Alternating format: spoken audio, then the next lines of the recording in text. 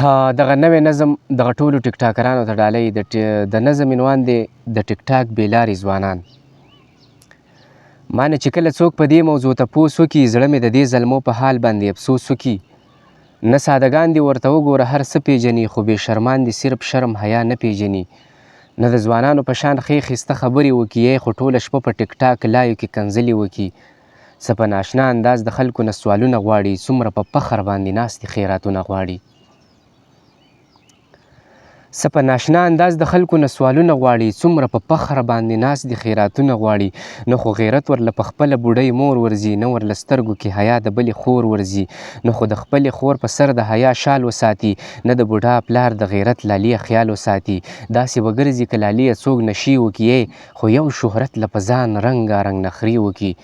ځان له سینګار او لباس ټول له جینکو وکړي خو بعضې عادتونه سم د خرو وکړي. ځان له سینګار او لباس ټول له جینکو وکړي خو بعضې عادتونه سم د خرو وکړي.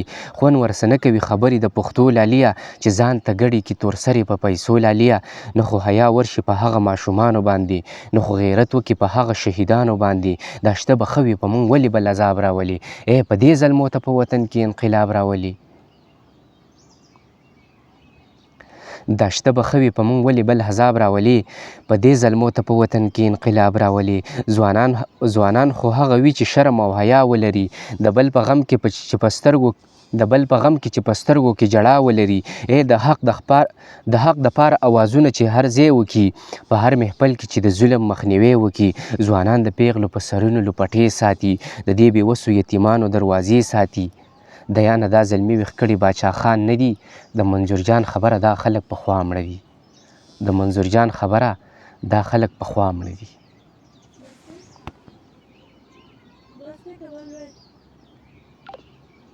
بس